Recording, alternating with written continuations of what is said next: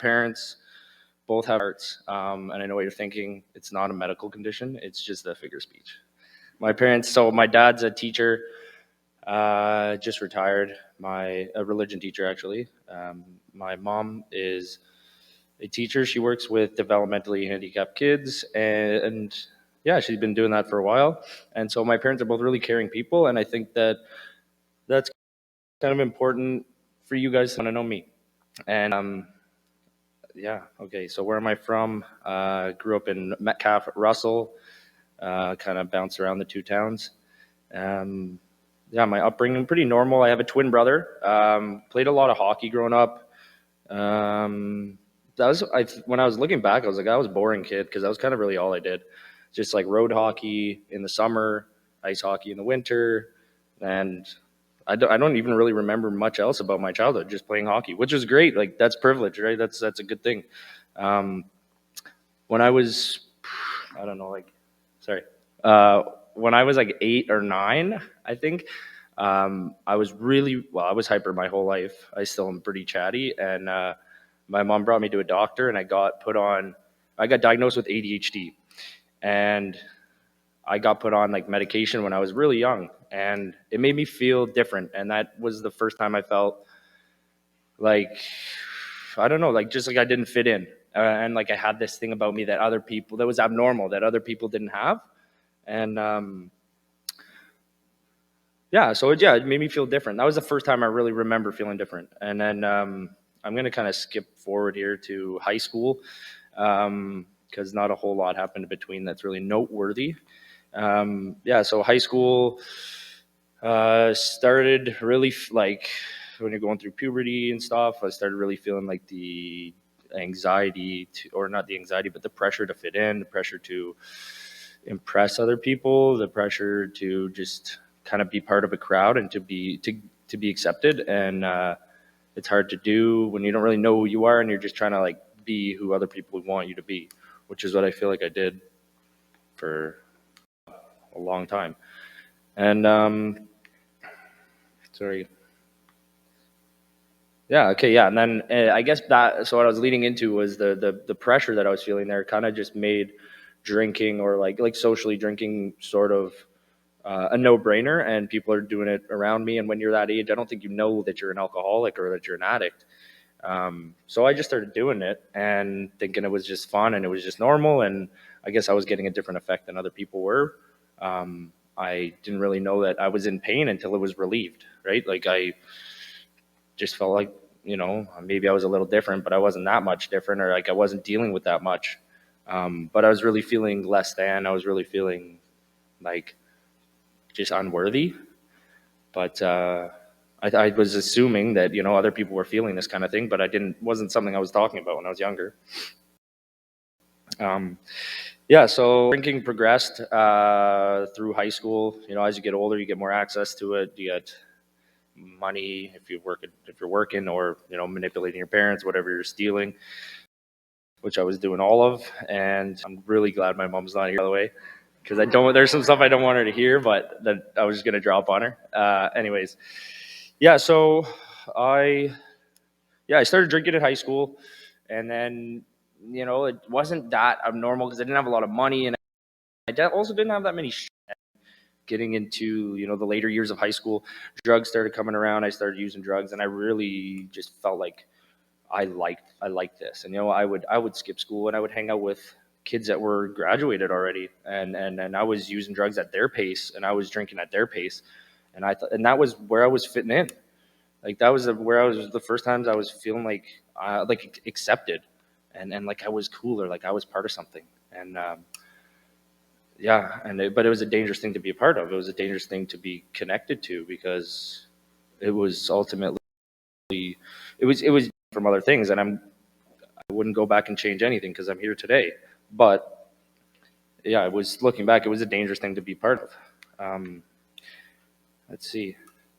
Yeah. So, oh yeah, like to kind of sum up high school, on my grade 12 and my grade 12 exams, or my grade 12 year was I don't want to swear, but it was a mess. Like I went to 4 different schools in one year. I got kicked out. I got charges on me. I Like I went to court. And I was in a small town. I don't know if anyone knows Russell. Like it's a small town.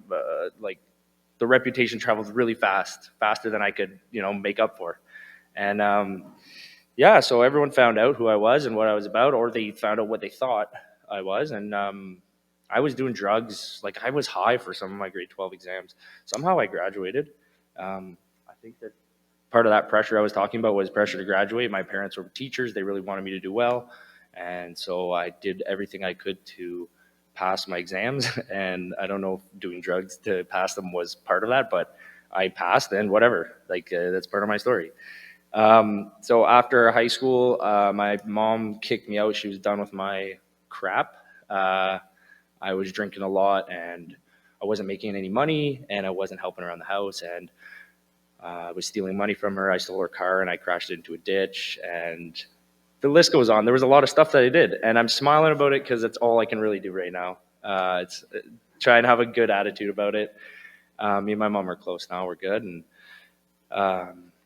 yeah, so she kicked me out. I moved to a farm for 2 years, a dairy farm, and I was milking cows for three times a day. I did that for 2 years, and I don't know even how I did it, but I learned a lot, and I learned how to work, kind of making money for a solid job.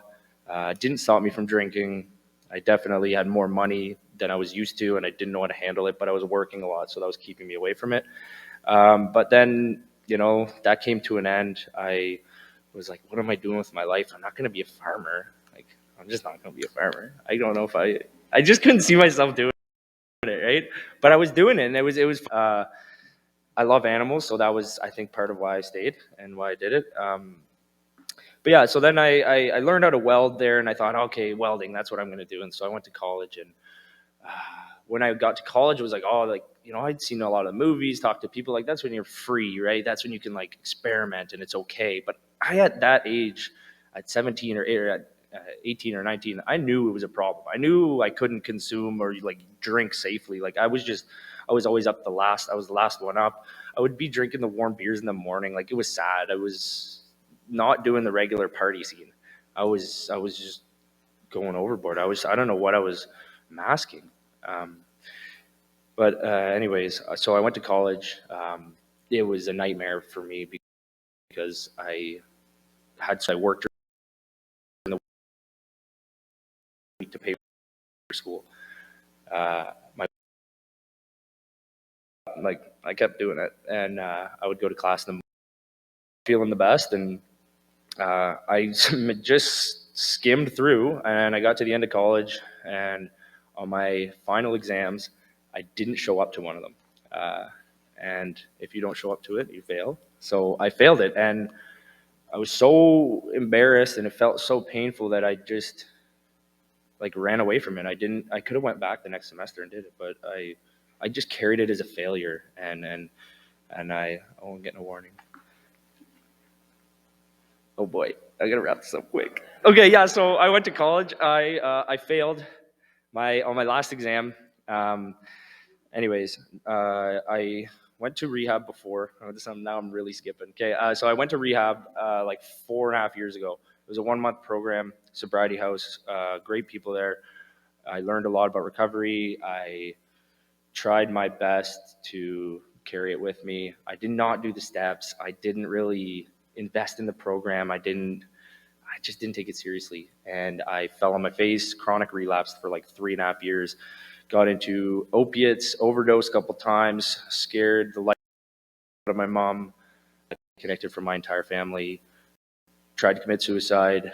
I just stopped caring about myself. I just gave up in life. I just gave up on myself. And I really was just like, I just hope they take me now. Like, I don't want to be alive anymore. I've wasted my life and I've got all these failures. These are the reasons why I've wasted my life. And I just didn't believe in anything, didn't believe in myself. I had trust issues because I lied to myself and I was never there for anyone. So I didn't think anyone would be there for me. And yeah, and so that led me to a really dark place.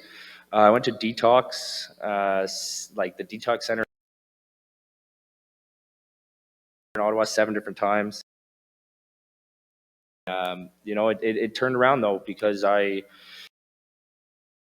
rehab, Jericho Road, Christian rehab, which scared me because I didn't believe in anything. And then my dad being a religion teacher, that made me want to not be anywhere near the church, just because I thought he was boring. But turns out my dad's actually a solid guy. So yeah, and yeah, so basically, yeah, I called. Kevin Williams answered. He said, "Go to detox," and I was familiar. I was like, "Oh, okay, perfect, cool. I like the sandwiches there. I'll go there."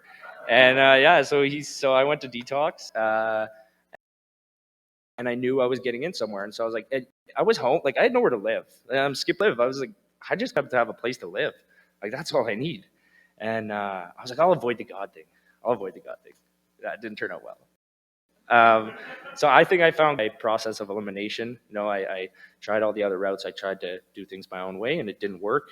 Um, I know I started reading the Bible every day as part of the program at Jericho, but I couldn't have. There's no way I could have planned my recovery to go this well. God had to be the one to orchestrate this, because if like I even tried doing the steps without God, and it just didn't work. And so this time I invested. I committed and I connected into the right things. My beliefs, my ideals are rooted in a power greater than myself. I did the steps. My professor from the welding program, he is actually my sponsor. Funny story. Uh, and yeah, and now I've got a purpose, right? And I work at Jericho. I work at the rehab I went to. Um, yeah, yeah.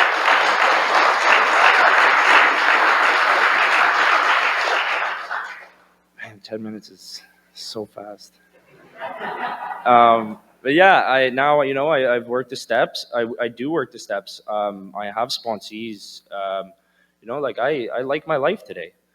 I would not have come up here ever. I didn't even want to, actually. I had to be convinced a couple times. But I'm glad I'm here, and I'm glad I get to be part of something. Yeah, and it was nice to be up here.